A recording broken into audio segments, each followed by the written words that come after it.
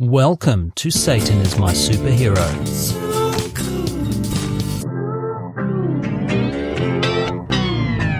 In this episode, we search out evil in the highest office of the land of freedom, from FDR to his polar opposite, Ronald Reagan. I feel like that's a backhanded attack on me. Think of it more like a trickle-down attack.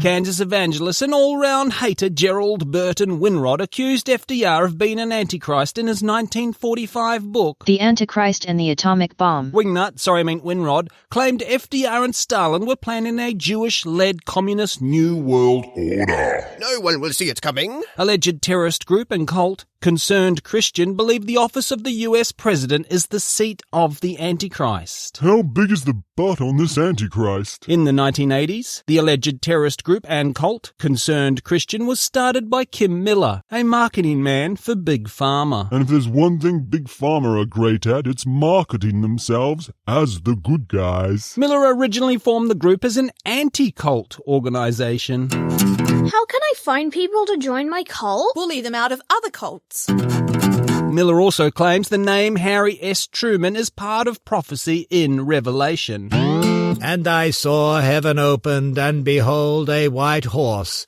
and he that sat upon him was called Faithful and True. See, because the English translation uses the word true, and Truman has true in his name, and Kim Miller's a fucking moron. Going by Miller's logic, if we lit one of the bushes on fire, we'd hear Yahweh's voice. Get away from me, Kim! Come on, Mr. President.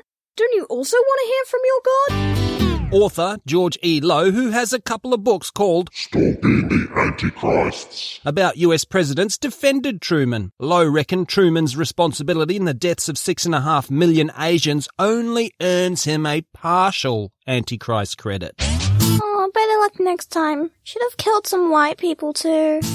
Quality Assurance Officer Gabriel J. Kohler published the book Unmasking the Beast, the Second Reign of JFK, in which he asserts there is clear evidence in Scripture that JFK will rise from the dead and signal Armageddon. He quotes Revelation, And I saw one of its heads, as it were wounded to death, and his deadly wound was healed, and all the world wondered after the beast. Don't look at the president's head wound, children.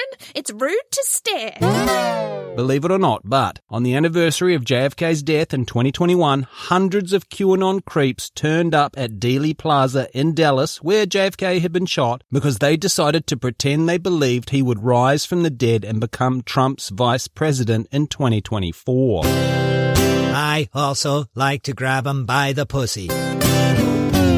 would have been better than Vance. Hunter S. Thompson opened the eulogy he wrote for Richard Nixon with a quote from Revelation. And he cried mightily with a strong voice, saying, Babylon the Great is fallen, and is become the habitation of devils, and the hold of every foul spirit, and a cage of every unclean and hateful bird. I welcome this kind of examination because people have got to know whether or not their president is a dirty bird. Well, I am not a bird. Caw, caw.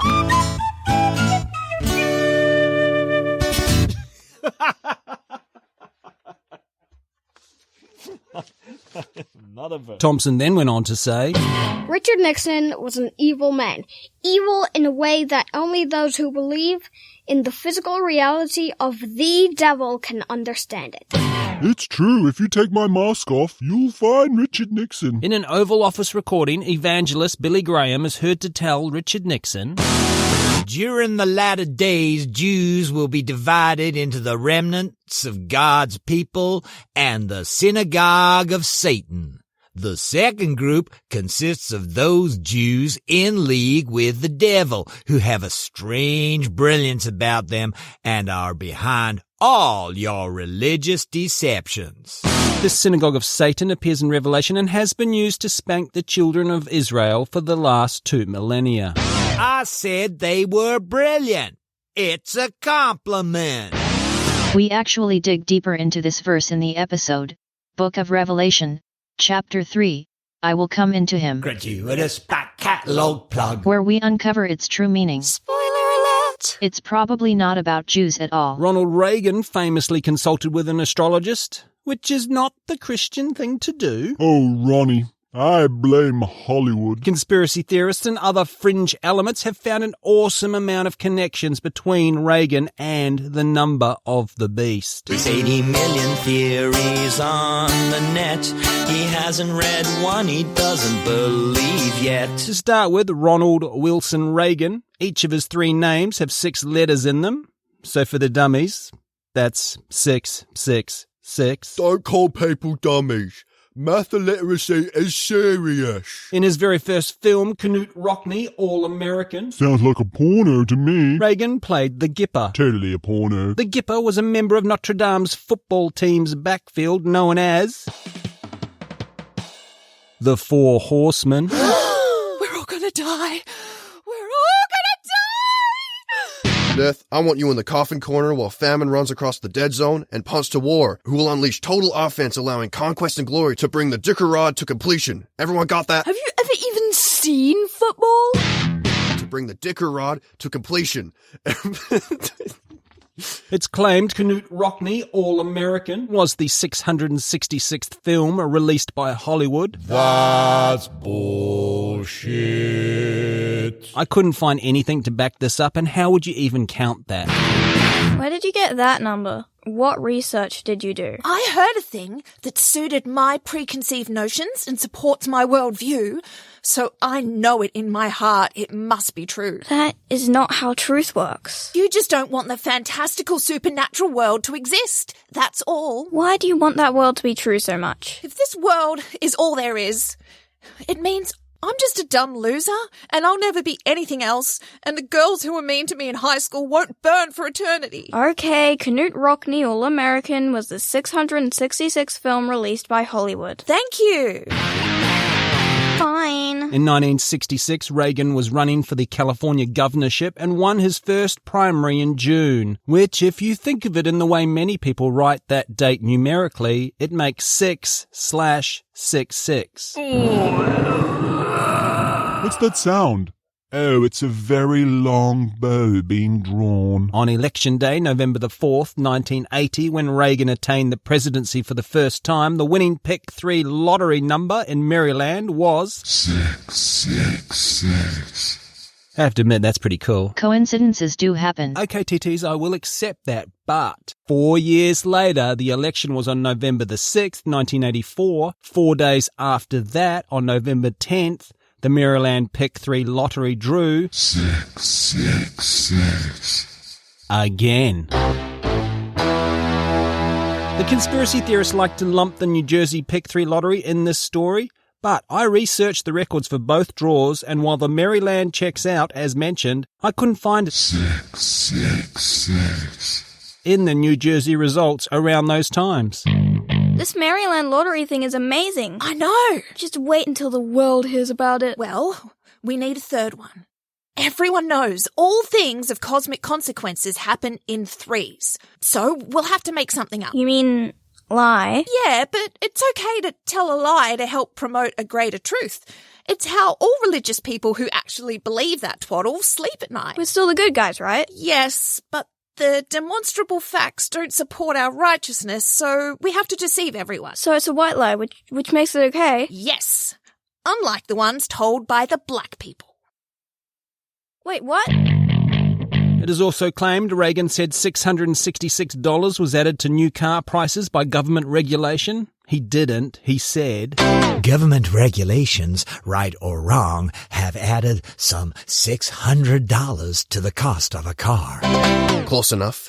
I have to fill my red writing on a green background. GeoCities website is something. GeoCities? That's some deep-cut conspiracy theorist bullshit right there. You have to be Xerox machines and a single landline phone in the whole world to understand that one. It is also claimed Reagan's first budget projected government revenue of $666 billion. I couldn't find Ronnie quoting this anywhere, but in the administration's fiscal year 1983 economic program presented to the 97th Congress, projected government receipts were $666 billion. Oh, Ronnie, you brazen cad. And according to the budget of the United States government, outstanding federal loans at the end of 1988 were $666 billion. You can also find a June 2000 report in Clinton's archives showing an expected $455 billion deficit ended up being a $211 billion surplus, a difference of $666 billion. And the 2017 US deficit was $666 billion. Oh, that's just a coincidence. In 1981, Reagan was shot and recovered from the wound. People like to associate this with the line from Revelation we heard earlier about JFK. And I saw one of its heads, as it were wounded to death, and his deadly wound was healed. But it wasn't a fatal head wound. He was hit under the left armpit. Ow, my armpit. I wish you'd shot me in the head. I don't use that. It is claimed his 1984 re-election campaign cost $66.6 million. The only number I found from a source I trusted to be legit came to around $76 million. Which, while not being satanic, is a reasonable amount to pay for a 4-year lease on 1600 Pennsylvania Avenue. 76 isn't the same as 66.6. It can be if you have to publish a blog every single week. Reagan himself said this of money in politics. Politics is supposed to be the second oldest profession. I have come to realize it bears a very close resemblance to the first. I don't know about you, but my takeaway from that is Reagan was the world's oldest sex worker. Hey there, handsome. Wanna get freaky?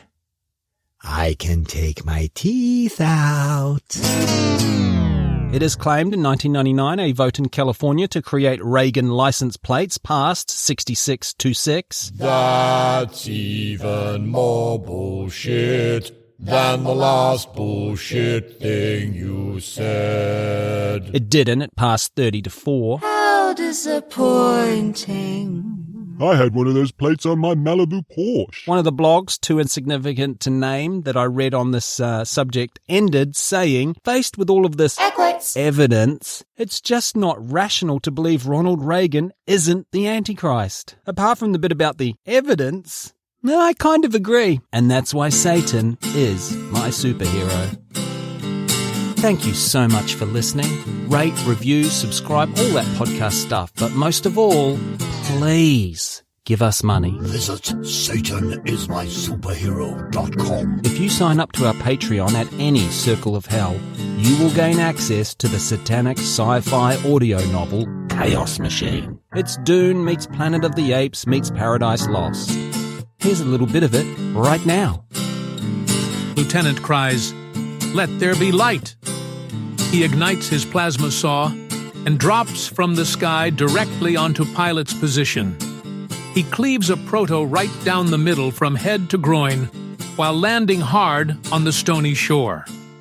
The halved beast falls to the ground on either side of Pilot.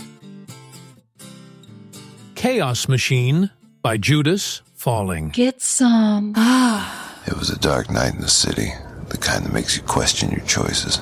But then I stumbled upon something, a sound, deep and haunting, like a secret whispered in a back alley. They called it Dental and Flannum. No, I've heard a lot of noises in this town, but this was different. A duo with a name that echoes in the shadows, where the melodies are as thick as a smoke in a seedy jazz club. You don't just listen to Dental and Flannum, you experience them. They play like they've seen the vile underbelly of this city, like they've walked those rain-soaked streets at night, chasing ghosts and dreams. They've got rhythm, they've got grit, they've got the kind of soul that gets under your skin, the kind that doesn't let go. So if you're tired of the same old tunes, it's time you pay Dental and Flannum a visit. They'll take you on a journey, no questions asked, no witnesses, just you and the music. The only crime would be missing out. Go to dentalandphantom.bandcamp